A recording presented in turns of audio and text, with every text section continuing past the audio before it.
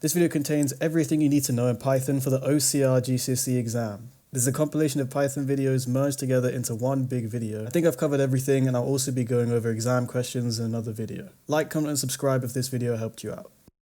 Variables are just named places where we can store things. So let's say we wanted to store the number 300. We can say my number equals 300. Now the variable name my number stores 300. If we do print my number, it's going to output 300. You should always use sensible names like my number or ticket price, for example, when naming these variables. You should also use camel casing, which means the first word doesn't use a capital letter, but each word after it does. So a variable called my really long variable should be done like this. Variables can be changed and modified throughout a program to store new values. If we don't want a variable to change, we can use constants. In Python, we show that a variable should be constant if we use full capital letters.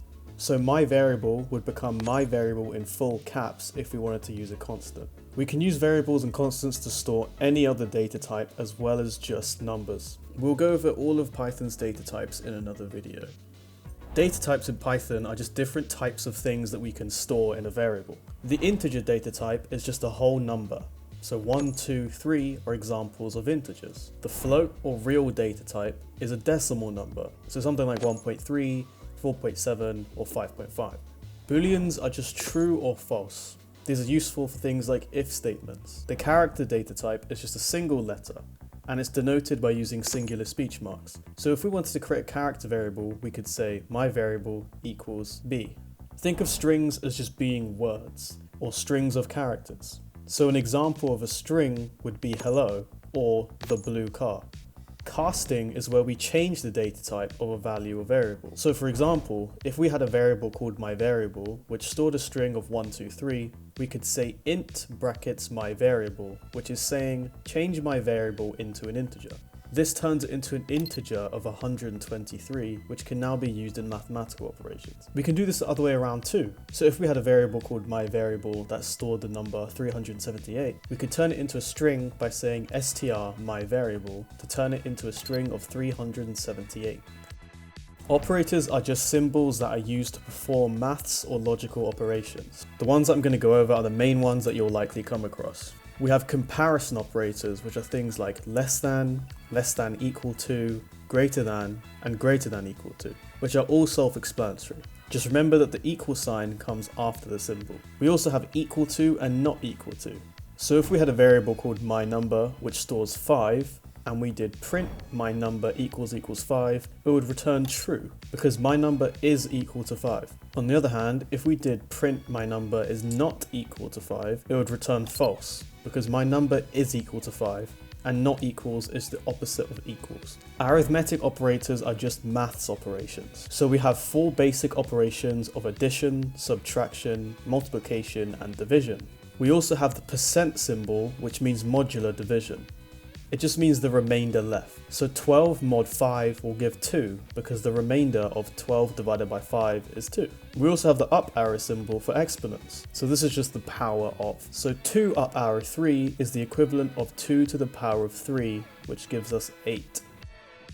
Inputs in Python are just a way to get the user to interact with your program and change something. They're really easy to do. We just declare a variable, so we could say username and say equals input what is your name, and then have a print username after this so we can see what it did. The input function tells Python that we want to take an input from the user, and a speech inside of it is what is displayed to the user so they know what to enter. If the user enters Bob, Bob will now be stored in the variable username, and we print the username on the next line, so the final output is Bob. As a basic example, we could also use this to make a simple calculator. So if I said x equals input, enter the x value, and y equals input, enter the y value, then print adding them together while also casting them to integers, we now have a program that adds 2 numbers together. For GCSE, you're going to need to know what sequencing is. In basic terms, a sequence is just the order in which instructions are processed and their path of execution. Here's a basic example of some code. This code just sets 2 variables, x is 2 and y is 3. It adds them together and then stores the result in x. It then prints x, which is 5. The sequence of execution is simple here. We're just going line by line by line by line until the program is finally over. For the context of GCSE, selection just means if and else statements. An if statement reads like English. We could use the following code. So we have a variable called myAnimal which stores the word dog. This line is saying if my animal is equal to dog, then complete this code. So in this case, then print my animal is a dog. You should look at this colon sign as being then. If my animal is not a dog, it's not going to run this code. But in this case, my animal is equal to dog, so the output will be my animal is a dog. An else statement is where Python will look to if our initial statement is false. So essentially, if my animal is not a dog, it will do something else. So with this piece of code, we can use the else statement to tell Python what to do if the initial statement is false. So now my animal equals cat. It's going to go to the else statement and print my animal is not a dog. But what if we wanted our program to print something when the animal is a cat too? We can use the elif statement, which just means else if. So now our new code reads as follows. Python will go through each statement and see if it's true. So we'll check the first statement of if my animal is a dog. Obviously this is false, so it moves to the next statement. It checks to see if my animal is a cat. It sees that this is true, so it prints my animal as a cat and ignores the code beneath it. We also don't have to just use the is equal to comparative operator. We can use any comparative operator we want. So we could have code like this to see if my number is bigger than 2. As you can probably tell, this is going to print my number is bigger than 2. We also have a video on comparative operators if you want to check that out. Loops or iteration in Python are just used for when a piece of code needs to be ran a certain number of times to stop us from copy-pasting the same lines of code over and over again. So for example, if we wanted to print the numbers 0 to 4, we could use the following piece of code. This just runs 5 times and prints I every single time. I is just a variable we use to track how many times a piece of code has been ran. So we could call I anything we want. If we called it something like myCounter, we would get the same output. We could also do something like add all of the numbers from 0 to 100 by doing the following. Initially, we set my number to 0 and set the range to 101. We set it to 101 and not 100 because if you remember, I means the number of times the code is ran. So if we set the range to 100, it would add 0 to 99 instead of 0 to 100 because that first iteration is going to count as the code being ran 0 times.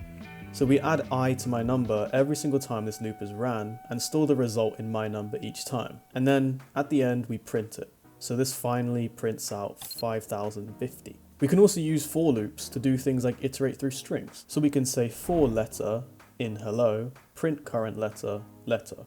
And this prints out every letter line by line in the word hello. While loops keep running code while a condition is true. So in this code, as long as my number is less than 5, it will keep printing hey forever until we close the program. This is called an infinite loop and you should avoid making mistakes like this. However, if we add a line at the end of the while loop to add 1 to my number each time the while loop is ran, it's only going to print out hey 5 times. Because we're adding 1 to my number every time this code is ran, so eventually it won't be less than 5 anymore. We can also use a break statement, meaning that the loop terminates no matter what. So this piece of code is only going to print hey once, because we told the loop to break as soon as it did that. And just like if statements, we can use any logical and comparison operator. So we could do something like while my number is less than or equal to 5, or while my number is not equal to 5, and so on. Basic string manipulation is just where we process or use and change string data in some way. In Python, we have several functions to help us with strings. I'm going to go over the basic ones that you'll come across a lot. For these examples, we'll work on a variable called myString equals error code. The length function gets the length of a string, so len myString will give us 8, because there are 8 characters in error code. The upper and lower functions set the string to upper and lower case respectively.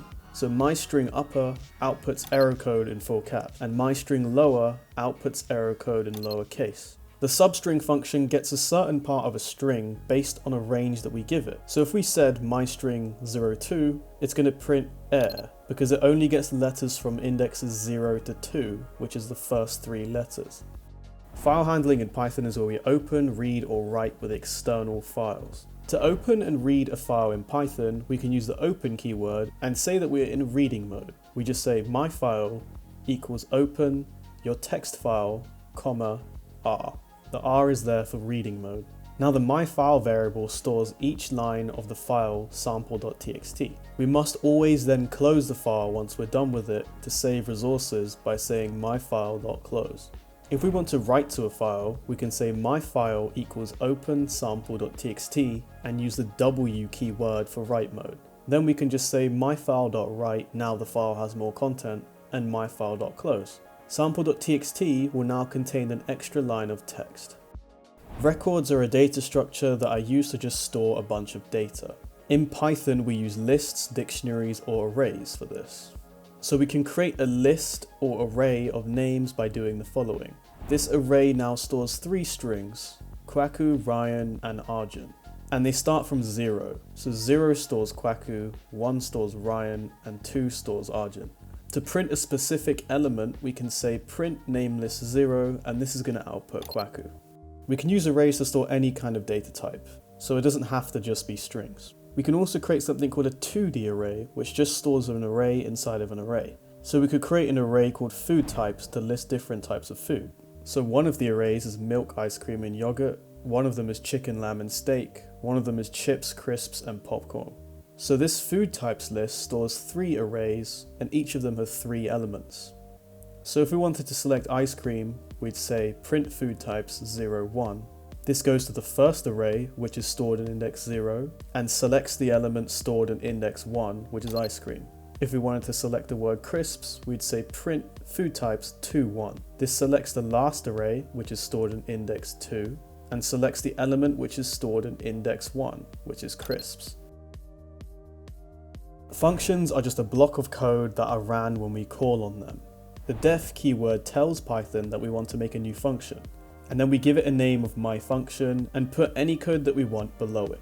We can then just call on it by using the name and brackets. We can also pass things into this function, which are called parameters. So for example, this code takes in a name and puts it into the print statement.